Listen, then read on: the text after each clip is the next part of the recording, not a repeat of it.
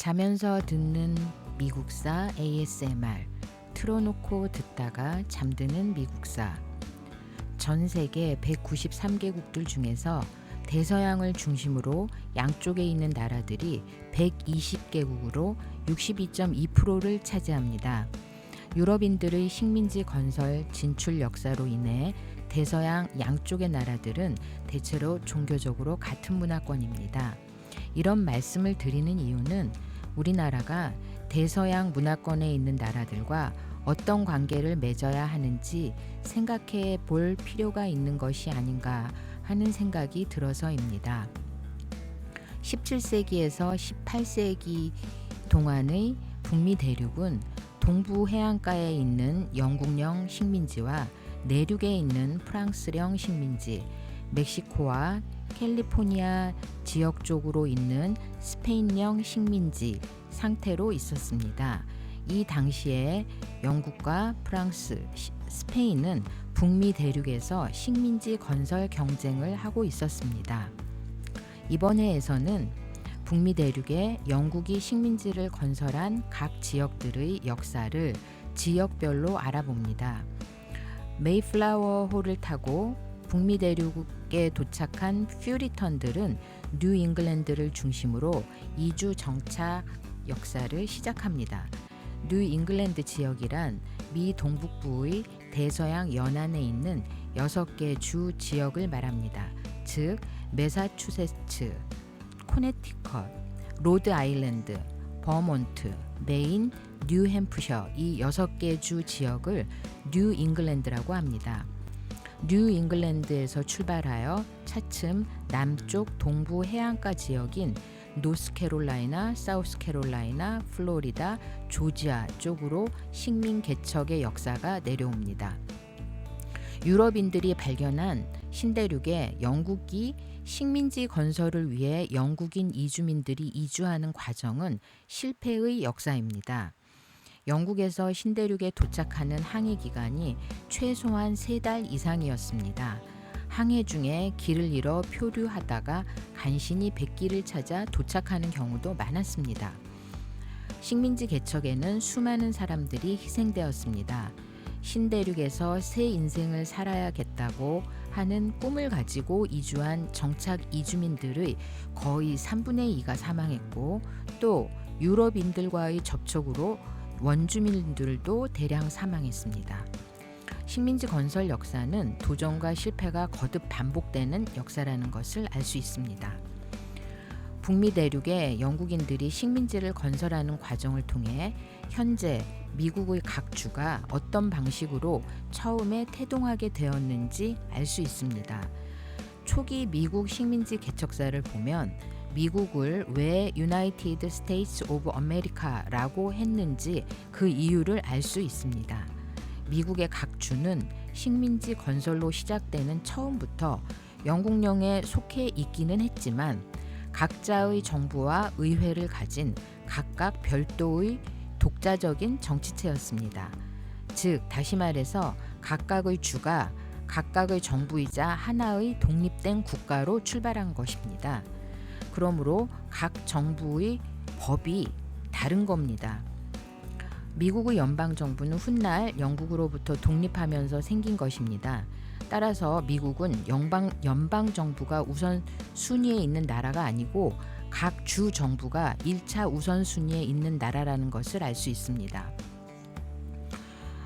메이플라워호는 프랑스와 노르웨이, 독일, 스페인 등 유럽 여러 나라와 영국 사이에서 화물을 운반하는 화물선이었습니다.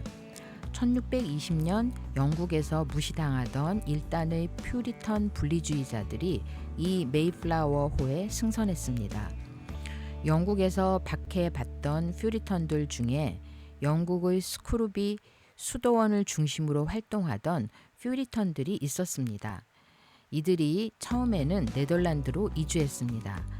그러나 네덜란드에서 외국인 비숙련공으로 낮은 임금을 받으며 일해야 했기 때문에 생활이 어려웠습니다. 그리고 네덜란드의 자유분방한 생활 양식에 자녀들이 물들어가는 것이 점점 우려되기도 했습니다. 그래서 마침내 이 스크루비 수도원 출신의 퓨리턴들은 대서양을 건너 이주하기로 했습니다. 1620년에 이들은 플리머스 버지니아 회사에 문의했습니다. 플리머스 버지니아 회사는 이주 정착을 해도 좋다는 답변을 보내왔습니다. 이들은 자신들을 자칭 순례자, 필그림즈라고 명명했습니다. 1620년 9월 영국의 플리머스에서 이들은 메이플라워호에 승선했습니다. 플리머스라는 단어는 영국의 해안 항구 지역의 지역명이기도 하고 그 지역을 중심으로 이주 식민 사업을 위해 항해업을 하는 회사의 이름이기도 했습니다. 이 회사에서 메이플라워호를 빌려 이주민들을 식민 개척지에 보내는 사업을 한 것입니다. 메이플라워호의 승객들 중에 35명이 퓨리턴이었고 67명은 어느 종파에도 속하지 않는 사람들이었습니다. 이들이 선상의 질병에 시달리면서 66일간의 어려운 항해를 거쳐서 마침내 케이프 코드라는 곳의 그 모양의 끝이 낚시 바늘 모양으로 되어 있는 프로빈스 타운 항구에 닻을 내린 것은 11월 21일이었습니다. 사실 이곳이 목적지는 아니었지만 더 이상 남쪽으로 항해하는 것에는 무리가 있었습니다. 이들은 당시 두 번째로 큰 이민단이었는데요. 원래의 목적지는 허드스강 하구의 현재 뉴욕시 인근으로 앞서 얘기한 제임스타운 인근이었습니다. 원래 목적하던 목적지에 도착하지 못한 메이플라워호는 항로를 이탈하여 지연 도착을 한 것이었습니다. 이 때문에 이미 계절은 겨울이 와 있었고 그래서 원래 목적지로 가는 것을 포기하고 케이프 코드에 머물면서 월동을 하였습니다. 그해 겨울에 반수 이상이 추위와 괴열병으로 사망했습니다. 1621년 3월 31일에 겨울 동안 배 안에서 살아남은 승객들은 플리머스 해안까지 이동했고 그들을 태우고 온 메이플라워호는 그해 4월 15일에 본국인 잉글랜드로 되돌아갔습니다. 퓨리턴들인 이 순례자들은 케이프 코드 북쪽에 정착할 만한 곳을 찾았습니다. 이곳은 예전에 제임스 타운으로 항해하던 선박의 선장이었던 존 스미스라는 사람이 지도 위에 표시해 두었던 플리머스라는 곳이었습니다. 다시 말해서 퓨리턴 순례자들은 영국의 플리머스에서 출발했는데 북아메리카 대륙의 플리머스에 도착한 것이 된 것입니다. 메이플라워호를 타고 온 퓨리턴들은 배 안에서 앞으로 도착할 곳에 건설할 새로운 자신들의 나라에 대한 운영 원칙을 만들고 서약했습니다. 이것을 메이플라워 서약이라고 합니다. 메이플라워 서약의 내용은 다음과 같습니다. 영국왕에 충성을 다하며 아메리카 대륙에 식민지를 건설할 것을 기약하고 자치사회를 형성하여 질서와 안전을 도모하며 평등한 법률을 만들어 관제를 정한 다음에 여기에 종속할 것을 맹세한다 라는 내용이었습니다. 이 서약에 41명이 서명했습니다. 상륙 직전에 배 안에서 맺은 이 메이플라워 서약은 다수의 자유의지에 의한 정부를 결정한 것으로 민주정치의 기초가 되었다는 평가를 받고 있습니다. 이들이 도착하고 이후 영국 이주민들이 계속 도착하여 개척하면서 지역을 넓혀간 곳을 뉴 잉글랜드라고 합니다. 뉴 잉글랜드는 미국 북동부의 대서양 연안에 있는 구릉성 산지와 해안지방에 있는 매사추세츠주, 코네티컷주, 로드아일랜드주, 버몬트주, 메인주, 뉴햄프셔주 이렇게 6개 주로 이루어진 지역입니다. 서쪽으로는 뉴욕주, 북쪽으로는 캐나다의 퀘벡주와 맞대어 있고 동쪽과 남쪽은 대서양입니다. 순례자들이 맞은 첫 해 겨울은 매우 혹독했습니다. 영양실조와 질병으로 절반이 사망했습니다. 그러나 식민지는 어쨌든 그럭저럭 유지되었는데 이것은 그 지역 원주민들이 지대하게 도움을 준 덕분이었습니다. 이주 정착민들에게 원주민들의 도움은 절대적인 것이었습니다. 원주민들은 모피를 제공했습니다. 그리고 옥수수 재배 방법과 식용으로 쓰이는 야생동물들을 사냥하는 방법을 알려줬습니다. 정착민들은 첫 번째 추수 후 수확 감사절 파티에 원주민들을 초대했습니다. 그런데 원주민들과의 이러한 좋은 관계가 계속 이어지지는 않았습니다. 왜냐하면 정착민들이 도착하고 난 후 유럽인들이 가지고 온 수두 전염병으로 플리머스 주변에 있던 원주민들 대부분이 사망했기 때문입니다. 플리머스 정착민들은 어려운 고비들을 넘기고 물고기와 모피를 본국 영국과 유럽에 파는 교역으로 돈을 벌었습니다.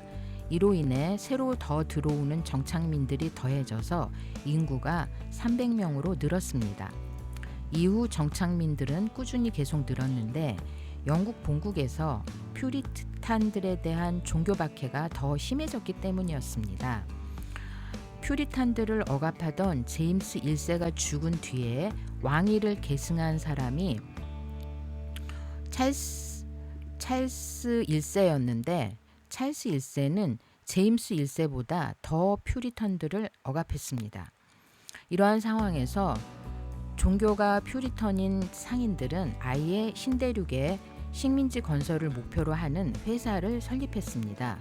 이들은 매사추세츠 만이라고 하는 회사를 세웠습니다. 그리고 찰스 1세에게 매사추세츠를 포함한 현재 뉴 잉글랜드 지역의 땅을 하사를 받아서 그 지역 일대의 독점 개발권 특혜인 특허장을 하사받았습니다. 매사추세츠 만 회사는 1630년에 17척의 배에 1000명이 나누어 타고 다시 뉴 잉글랜드 지역으로 향하게 되었습니다. 가족 단위로 구성된 최대 규모의 단일 이민단이었습니다. 이들이 보스턴 항을 중심으로 매사추세츠 주로 이주를 했고 그 이후 뉴 잉글랜드 지역의 식민 건설 사업이 더 확장되었습니다. 매사추세츠 주의 이 퓨리턴들은 퓨리턴 교회가 곧 그 지역 정부가 되는 그런 체제를 만들었습니다. 즉 교회와 정부가 분리되지 않는 신정일치 사회를 만든 것입니다. 이것이 아이러니한 것은 영국에서는 퓨리턴들이 정부에 의해 종교 박해를 받았는데요. 이번에는 반대로 이주한 정착지역에서 퓨리턴들은 그 지역 주민들은 퓨리턴만 믿고 퓨리턴 정부만 구성하도록 법을 만든 것입니다. 그리고 그 지역 주민들에게 다른 종교의 자유를 허락하지 않았습니다. 매사추세츠주 식민지도 다른 지역들과 마찬가지로 첫 겨울에 거의 200명이 사망했습니다. 너무 힘들어서 다시 본국으로 돌아가려고 하는 사람들도 많았습니다. 그러나 매사추세츠로 꾸준히 본국에서 오는 이주민들이 늘었고 그들이 올 때마다 식민지 사회에서 부족한 것들을 가지고 와서 공급해 주었습니다. 이에 따라 점차 이 지역의 인구가 늘면서 성장하고 질서도 자리 잡게 되었습니다. 매사추세츠만에서 다른 지역으로 식민지가 확장되기 시작했습니다. 정착 이주민들 사이에서 매사추세츠 정부를 싫어하는 사람들이 늘어났기 때문입니다. 이 사람들이 코네티컷 강 유역으로 나갔습니다. 매사추세츠 주 정부에 반기를 든 사람들이 모여서 1634년에는 코네티컷 법을 따로 만들어서 매사추세츠 주와 분리되었습니다. 현재의 로드 아일랜드는 본국 영국 국교회와 종교적으로 정치적으로 맞서 싸웠던 젊은 목사 로저 윌리엄스 때문에 만들어졌습니다.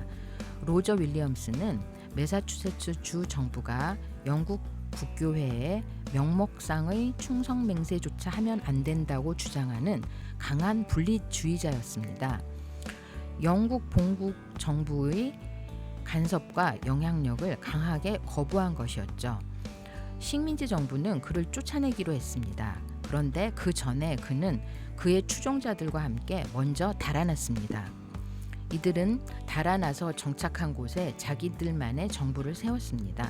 나중에 1644년에 영국 의회로부터 특허장을 받았습니다. 이 특허장으로 이들은 매사추세츠주 정부 조직과 비슷하지만 종교적으로는 본국 영국 국교회와는 아무 상관이 없는 정부를 세웠습니다. 바로 이곳이 로드 아일랜드입니다. 로드 아일랜드는 유대교를 포함하여 모든 종교가 아무 간섭을 받지 않고 자유롭게 허용되는 유일한 식민지가 되었습니다. 로드 아일랜드 지역의 초기 정착민은 일반적으로 원주민과 우호적인 관계를 유지했습니다. 어떤 선교사들은 일부 원주민들을 그리스도교도로 개종도 시켰고 적어도 부분적으로는 백인 사회로 동화되는 원주민들도 있었습니다. 그러나 시간이 갈수록 뉴 잉글랜드의 종교 지도자들은 신세계에서의 신의 공동체를 건설하는데 원주민들이 위협이 된다고 생각했습니다. 고마운 원주민들이라는 이미지가 점차 이교도고 야만인이라는 이미지로 바뀌어져 갔습니다. 1637년 코네티컷 계곡의 영국인 정착민과 그 지역 피쿼트 원주민 사이에 적대감이 폭발했습니다. 이것을 피쿼트 전쟁이라고 하는데요. 이 전쟁에서 원주민들이 거의 몰살당했습니다. 그 후에 1675년에 시작된 킹 필립 전쟁은 가장 피비린내 나고 오래 지속된 전쟁입니다. 킹 필립이라는 말은 원주민 완파노아그족의 추장 메타코메트에게 부여된 영국식 이름입니다. 완파노그족 원주민들은 영국인들에 대항하여 전쟁을 선포했습니다. 이 부족은 3년 동안 매사추세츠주 일대의 마을들을 공격해서 1000명 이상을 살해했습니다. 1676년부터 다른 원주민 부족 모호크족이 나타나서 영국인 정착민들을 도와줬습니다. 모호크족은 매복해 있다가 필립 왕인 메타코메트를 습격해서 죽였습니다. 영국인 정착민들은 모호크족의 이러한 도움으로 원주민 전쟁에서 이길 수 있었습니다.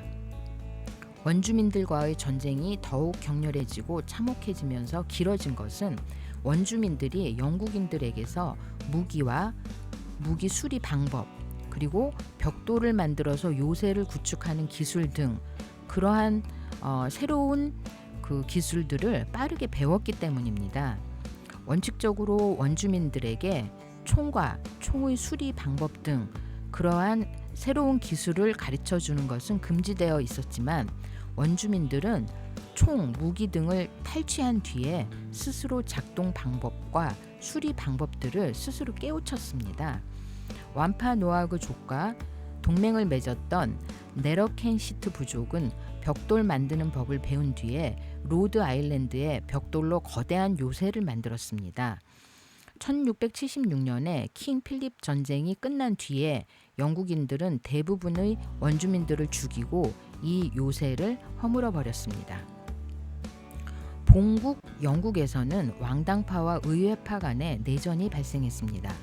제임스 1세 뒤를 이은 찰스 1세는 군주의 특권을 제약하려는 잉글랜드 의회와 갈등을 빚었습니다. 그는 왕권 신수설을 주장하며 의회 간섭 없이 전제군주로 통치하고 싶어 했습니다. 그렇지만 의회는 동의 없는 징세 등의 행위를 폭정으로 인식했습니다. 또한 유럽 전역에서 1618년에서 1648년까지 진행되었던 신교 국교 간에 벌어진 30년 전쟁에서 찰스 1세는 유럽 대륙의 개신교 군대에 대한 지원을 미온적으로 했습니다. 이것 때문에 개신교도들은 종교개혁에 관한 찰스 1세의 저의를 의심했습니다. 찰스 1세와 의회 간의 통치 방식은 세금 문제로 인한 갈등으로 폭발했고 마침내 1642년에 내전으로 진행됐습니다. 찰스 1세를 지지하는 왕당파 기사당과 의회 쪽인 퓨리턴들로 구성된 원두당이 각각 군대를 조직해서 전쟁을 벌였습니다. 이 전쟁에서 원두당이 왕의 군대를 굴복시키고 찰스 1세를 잡아 교수형에 처했습니다. 왕을 처형시킨 뒤에 원두당의 지도자 올리버 크로멜은 왕을 대신해 호국경으로 취임을 했습니다. 올리버 크로멜은 1653년 12월 잉글랜드 연방의 호국경으로 지명되어 1658년 9월 사망할 때까지 이 직위를 유지했습니다. 그의 사후에 아들 리처드가 호국경 지위를 계승해서 즉위했지만 무능해서 그 자리를 유지하지 못했습니다. 이렇게 되자 1660년에 찰스 1세의 아들 찰스 2세가 다시 즉위하는 왕정 복고로 호국경 정치가 막을 내리게 되었습니다. 그리고 웨스터민스터 사원에 안치되었던 크로멜의 시신은 당시 사형 집행장으로 쓰이던 타이번으로 끌려가 부관 참시되었습니다. 이때 참수된 크로멜의 머리는 30년 동안이나 런던탑 밖의 창끝에 매달려 있었고 이후에 케임브리지, 시드니, 석세스 칼리지에 재매장되었습니다. 결국 찰스 1세의 아들 찰스 2세가 다시 돌아와 왕좌에 복귀하면서 이렇게 영국 본토에서는 혼란스러운 내전이 끝나고 왕정이 복고된 이후 신대륙에 대한 식민지 정책이 재개되었습니다. 찰스 2세는 25년간의 재위 기간 중에 캐롤라이나와 뉴욕, 뉴저지, 펜실베니아에 대한 새로운 특허장을 발급하여 추가적으로 이 네 곳을 새로운 식민지로 만들었습니다. 캐롤라이나는 찰스라는 이름의 라틴어 이름입니다. 즉 앞에서 말한 버지니아와 제임스타운처럼 왕의 이름을 따서 만든 지역 이름입니다. 찰스 2세는 1663년과 1665년에 연이어 발급한 특허장에서 8명의 귀족에게 현재 캐롤라이나 주 지역에 대한 특허장을 발급했습니다. 이 특허장을 발급받은 8명이 찰스왕 이름을 따서 라틴어로 캐롤라이나라고 명명한 것입니다. 캐롤라이나는 앤서니 애슐리 쿠퍼에 의해 캐롤라이나 식민지 기본법이 만들어지게 되었습니다. 기본법은 영국인 철학자 존 로크에 의해 작성되어졌습니다. 이 법에 의하면 식민지는 캐롤라이나를 여러 개의 카운티로 나누었고 각 카운티도 같은 크기의 여러 개 필지로 세분되어졌습니다. 그리고 주민들의 위계 서열을 설정하여 식민지 사회의 위계 질서를 만들려고 했습니다. 식민지 의회에서 소유한 땅의 규모가 그 규모에 비례하여 자기 목소리를 낼 수 있도록 하는 것이 목표였습니다. 그러나 캐롤라이나의 북부와 남부 지역은 자연환경이 크게 달라 애초에 구상했던 캐롤라이나 위계 질서 구상은 의도한 대로 진행되지 않았습니다. 북부는 내륙 오지였고 남부는 비옥한 땅과 찰스타운 항구가 있는 곳이었습니다. 영국과 유럽을 오갈 수 있는 항구가 있는 지역은 교역을 통해 돈을 벌기 쉬웠기 때문에 남부 캐롤라이나는 부유했습니다. 북부와 남부의 부의 격차가 심했습니다. 이에 따라 캐롤라이나는 신대륙의 영국 식민지들 중에서 가장 분열이 심했습니다. 1729년에 영국 왕은 이 지역을 왕령으로 노스캐롤라이나와 사우스캐롤라이나 두 개 지역으로 분할했습니다. 뉴욕은 1664년에 찰스 2세가 자신의 동생이자 요크 공작인 제임스 2세에게 코네티컷 강과 델러웨어 강 사이에 있는 모든 영토를 하사하면서 만들어졌습니다. 그런데 이 일은 네덜란드와의 분쟁을 일으켰습니다. 왜냐하면 이 지역은 네덜란드 상인들이 이미 관할하며 활동하던 뉴 네덜란드라고 명명된 지역이기 때문이었습니다. 영국과 네덜란드는 이미 유럽에서 상업적 경쟁 관계에 있었는데요. 이러한 경쟁이 신대륙에까지 확장된 것이었습니다. 영국과 네덜란드는 이 지역의 소유 관할권을 가지고 몇 차례 전투를 벌였습니다. 1664년에 영국 함대가 뉴 네덜란드의 수도 뉴 암스테르담에 정박하여 네덜란드 총독의 항복을 받아내고 영국이 이 지역을 접수했습니다. 그렇지만 1673년에는 네덜란드가 다시 나타나서 영국을 굴복시키고 다시 빼앗아갔습니다. 그러나 불과 1년 뒤인 1674년에 네덜란드는 이 지역을 영국에게 다시 빼앗겼고 영원히 다시 되찾지 못했습니다.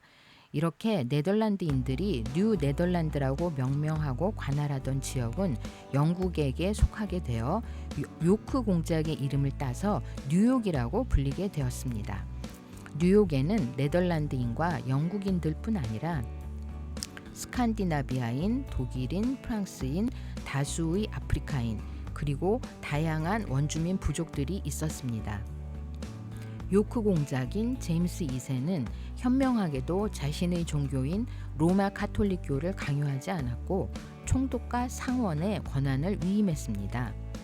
나중에 요크 공작인 제임스 2세가 즉위한 뒤에 1685년경에 뉴욕의 인구는 20년 전에 비해 4배 증가한 약 3만 명 선에 이르게 되었습니다. 뉴욕의 남쪽 지역은 그 이후에 뉴저지로 분리되었습니다. 펜실베니아는 영국의 프로테스탄트의 또 다른 분파인 우정회가 자신들의 독특한 사회 질서를 수립할 지역을 찾는 과정에서 탄생한 곳이었습니다. 이 분파는 다른 이름으로 퀘이커 교도라고 합니다. 퀘이크라는 말은 신의 이름에 부들부들 떨어라 라는 뜻에서 기원하는 것인데요. 처음에는 조롱의 의미로 쓰였습니다. 이 퀘이크라는 말에서 나온 퀘이커라는 말은 떠는 사람들이라는 뜻입니다. 이 퀘이커 교도들은 퓨리턴들과는 달리 구원 예정설과 원죄 개념을 부인했습니다. 모든 사람들은 자기 안에 신성을 가지고 있고 이를 기르는 법을 배우기만 하면 되고 그렇게 신성만 기른다면 모두가 구원받을 수 있다고 믿었습니다. 퀘이커 교도에는 공식적인 교회 행정기구도 없고 월급을 받는 성직자도 없었습니다. 예배를 볼 때는 사람들이 차례로 돌아가면서 자신들의 얘기를 했습니다. 퀘이커 교도들은 남성, 여성을 구분하지 않았고 계급을 구분하지 않았습니다. 영국의 어느 지역에서 하인이나 사회적으로 열등한 사람들에게만 사용하는 용어인 너, 즉 영어로 thee 또는 thou라는 말로 서로를 지칭했습니다. 또한 철저한 평화주의자들로 전쟁에 참여하지 않았습니다. 영국에서 인기가 없었던 이 퀘이커 교도들은 식민지 신대륙에 자신들만의 정착지를 건설하고 싶어 했습니다. 퀘이커 교도들이 식민지에 자신들만의 정착지를 마련하고 싶어 했지만 영국에서 사람들에게 경멸적인 시선을 받아왔기 때문에 식민지의 건설에 필요한 왕의 특허장을 얻어낸다는 것은 거의 불가능에 가까웠습니다. 그런데 다행스럽게도 부유한 유명 인사들 중에 한 사람이 퀘이커로 개종했습니다. 그 사람이 윌리엄 펜이라는 사람입니다. 그는 귀족이었는데요. 아버지의 반대를 무릅쓰고 퀘이커로 개종하여 복음주의를 지지하다가 여러 차례 감옥에 가기도 한 사람이었습니다. 그런데 1681년에 펜의 아버지가 죽었습니다. 펜의 아버지에게 많은 빚을 지고 있었던 당시 영국 국왕 찰스 2세는 펜에게 뉴욕과 메릴랜드 사이의 넓은 땅을 하사했습니다. 그 지역의 이름은 펜의 아버지의 이름을 따서 펜실베니아라고 지어졌습니다. 펜실베니아는 처음부터 다른 식민지보다 번성했고 식민지 신대륙에 건설된 영국 식민지 가운데 가장 유명하고 국제적인 식민지가 되었습니다. 이것은 윌리엄 펜이 이주민 유치에 대한 세심한 계획을 세웠었기도 했고요. 그리고 그 지역의 기후가 온화했던 것과 토양이 비옥했던 덕분이기도 했습니다. 윌리엄 펜은 이 지역의 토지에 대한 원주민들의 요구를 들어줬고요. 성실하게 보상도 해주었습니다. 원주민들은 그를 존경했고 윌리엄 펜의 생전에는 원주민과 큰 마찰이 없었습니다. 그런데 시간이 흘러 1690년대 말경이 되자 절대적인 권한을 행사하는 귀족들에 대한 불만이 커져갔습니다. 이에 따라 1701년에 자유헌장이 만들어지면서 대의제 의회가 구성되어졌고 귀족들의 권한이 크게 제한되었습니다. 북미 신대륙에 영국인 정착민들의 식민지가 속속 건설되기는 했지만 그 세력이 크지는 않았습니다. 영국인들의 북미 대륙 식민지는 스페인의 남미 대륙 식민지들에 비하면 규모도 작았고 나약했습니다. 사실 17세기 전반기 내내 영국인들이 이주하기를 선호했던 지역은 북미 대륙이 아니라 카리브 해안과 해안에 있는 여러 섬과 버뮤다 북쪽 지역의 중간 거류지였습니다. 17세기 초 영국 이주민들의 과반수가 사실 이들 섬에 정착했습니다. 유럽인들이 도착하기 이전부터 카리브해 섬에는 원주민이 상당수 거주하고 있었습니다. 그러나 원주민들은 1492년 콜럼버스의 도착을 시작으로 1496년 이후 급속하게 확산된 유럽인들이 가지고 온 질병으로 인해서 거의 전멸했습니다. 이후 스페인 제국이 카리브해의 모든 섬에 대한 권리를 주장했습니다. 그럼에도 불구하고 카리브해의 섬들에는 스페인뿐만 아니라 영국, 프랑스, 네덜란드 상인들이 와서 정착했습니다. 카리브해에 있는 몇몇 섬들에 영국인 정착민들이 들어가 사탕수수를 재배하기 시작했습니다. 사탕수수 재배는 노동 집약적이기 때문에 영국인 농장주들은 곧이어 아프리카 흑인 노예들을 데리고 왔습니다. 이에 따라 17세기 후반에는 아프리카 노예인 수가 백인 정착민 인구보다 4배가 더 많게 되었습니다. 카리브해 섬들의 사탕수수 농장의 농장주들은 아프리카 노예들을 혹독하게 다뤘습니다. 흑인들의 숫자가 많기 때문에 흑인들의 반란을 우려했기 때문입니다. 백인 농장주들은 흑인 노예들을 죽도록 혹사시켰습니다. 이 지역의 기후와 자연 환경 자체도 혹독하여 혹사당하는 흑인들은 10년을 넘게 견딘다는 것이 힘들었으며 심지어 일을 하지 않고 관리 감독만 하는 백인들도 대부분 40세 이전에 사망할 정도였습니다. 자연 조건과 자연 환경이 열악했으므로 이 지역 정착민들의 문화는 교회와 가정을 중심으로 하는 공동체 문화가 형성되지 못했습니다. 왜냐하면 대부분의 백인들이 큰 돈을 벌면 농장 관리자에게 맡기고 영국 등 자기들이 왔던 유럽의 본국으로 돌아갔기 때문입니다. 17세기 말경에 스페인인들은 복잡하고도 인상적인 제국을 건설했습니다. 제국의 수도 멕시코시티는 아메리카 대륙에서 가장 눈부신 도시였습니다. 스페인은 멕시코 이북의 주요 지역인 플로리다, 텍사스, 뉴멕시코, 애리조나, 캘리포니아 지역을 장악하고 있었습니다. 그렇지만 이 지역들이 당시 스페인 제국 입장에서 가장 중요한 지역들은 아니었습니다. 이곳들에는 종교적인 소수 집단, 카톨릭 선교사, 제국의 강압적인 통제에서 벗어나고 싶어 했던 독립적인 목장주, 그리고 제국의 북쪽을 방어하는 스페인 군인들이 거주했습니다. 즉, 스페인이 소유했던 남미 대륙의 식민지들에 비하면 주변부에 지나지 않았던 것입니다.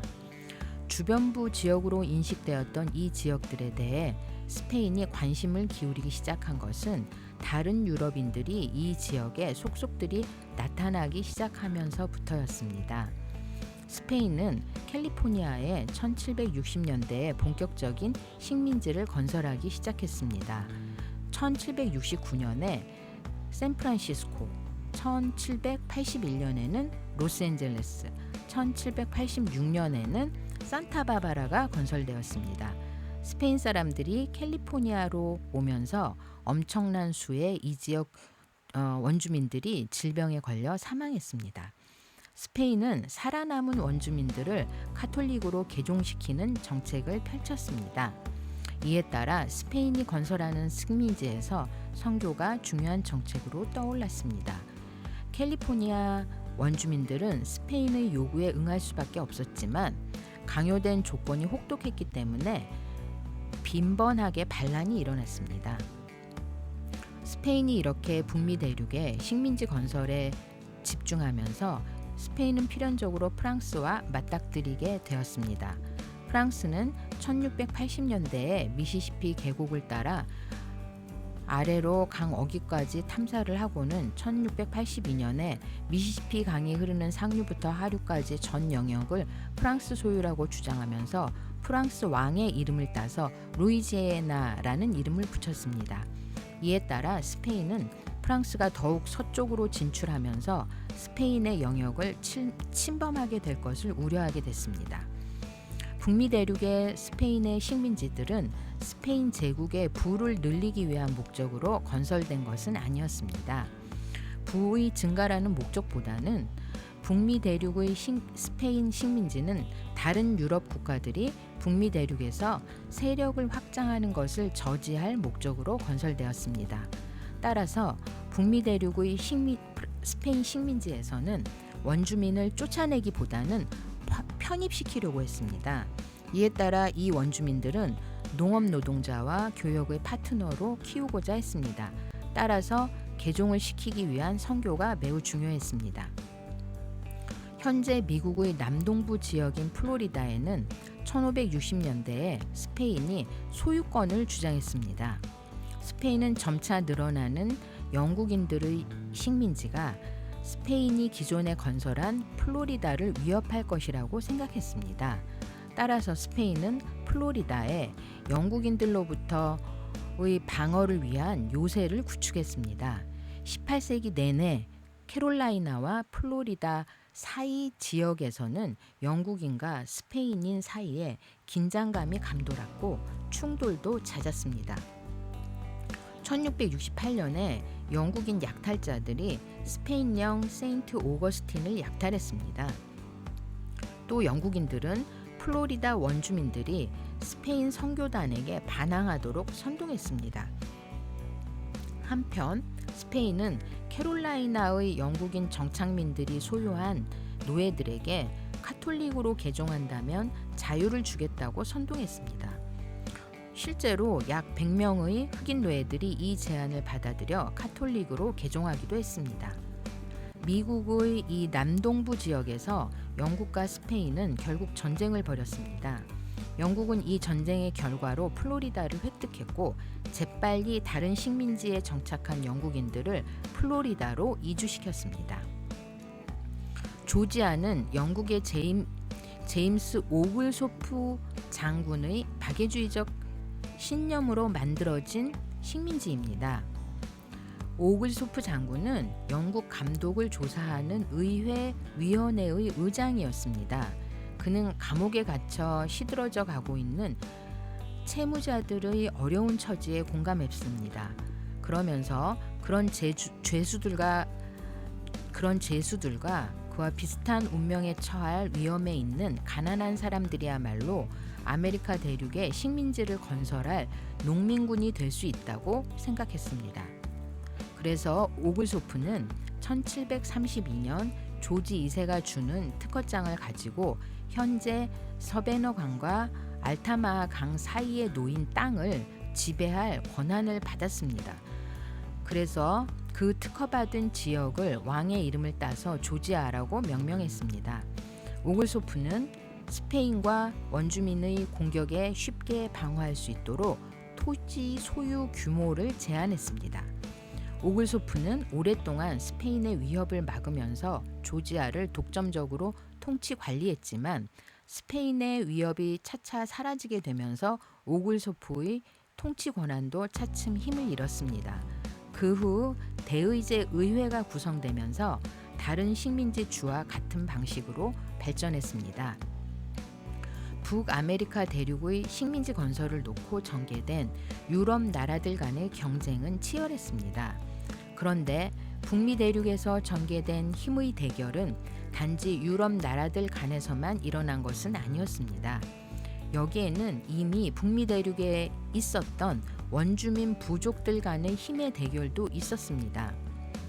영국인들은 정착하는 과정에서 원주민들을 몰아내거나 복속시켜 버리면서 자신들의 식민지를 건설해 갔지만 점점 서쪽 내륙으로 들어갈수록 원주민들을 일방적인 힘의 우위로 밀어붙이지 못했습니다. 이 지역들을 중간 지역이라고 하는데요. 어느 한쪽의 힘이 일방적으로 우위를 차지하지 못하여 잦은 충돌이 발생하는 지역이었습니다. 그러다 보니 나중에는 서로의 힘을 인정하고 양보와 타협으로 공존을 모색하는 방향으로 나가게 됐습니다. 유럽인들은 원주민들과 좋은 관계를 맺는 것이 더 유리하다는 것을 깨달아 갔습니다. 원주민들에게 유럽인들은 사악하고 무서운 존재였죠. 그런데 한편으로는 유럽인들이 원주민들 내부에서 계속 발생하는 부족들 간의 갈등과 분쟁, 전쟁을 조정 또는 완화시켜주는 역할을 해주기를 기대하기도 했습니다. 유럽인들은 이미 국가, 제도, 군대와 같은 사회적 제도와 그것을 확립하기 위해 사회 구성원들이 겪어야 하는 갈등과 분쟁, 전쟁, 타협, 조약 이러한 것들을 경험했기 때문에 원주민들에 비해 분쟁, 갈등 조정 능력이 있었습니다. 원주민들은 이러한 사실을 알고 유럽인들이 부족 간의 전쟁 갈등을 중재하는 역할을 해주기를 기대하기도 했었다는 것입니다. 원주민들과 유럽인들은 원주민들과의 관계를 우호적으로 맺고 교역을 통해 이익을 추구하는 것이 훨씬 비용이 덜 들어가는 방법이라는 것을 깨달았습니다. 그래서 유럽인들은 원주민 부족들의 예식 행사에 선물을 들고 참여했으며 추장과 부족들에게 존경을 표시했습니다. 원주민 부족들이 예식에 참여하고 선물을 주고 존경을 표시하는 일이 매우 중요하다는 것을 먼저 깨달은 유럽인은 프랑스였습니다. 프랑스는 내륙에서 모피 교역상들을 중심으로 원주민 부족들과 좋은 관계를 맺었습니다. 프랑스 모피 교역상은 원주민 추장들에게 존경을 표시하고 부족 여인들과 결혼을 하기도 했습니다. 내륙의 프랑스인들이 먼저 원주민들에게 미치는 영향력을 선점했는데요. 이것을 배워서 뒤따른 것은 영국인들이었습니다. 영국인들도 힘으로 압도하지 못하는 중간 지역에 있는 원주민 부족들에게 선물과 존경을 표하는 것이 중요하다는 것을 배운 것이었습니다. 그렇지만 1776년 이후에는 상황이 변했습니다. 이주해 오는 정착민들의 숫자가 점점 더 많아지면서 힘의 균형이 깨진 것이었죠. 막 이주해 온 이주 정착민들은 초기 이주민들이 발전시켜온 원주민들과의 우호 관계를 이해하지 못했습니다. 그러면서 백인과 원주민들 사이에 안정적으로 구축되었던 관계가 급속하게 나빠졌습니다. 19세기 초에 이르면 중간 지역의 안정적 관계에서는 그러한 관계는 없어져 버리고요. 원주민들을 무자비하게 복속시키면서 결국 제거해 버리는 방향으로 나가게 되었습니다.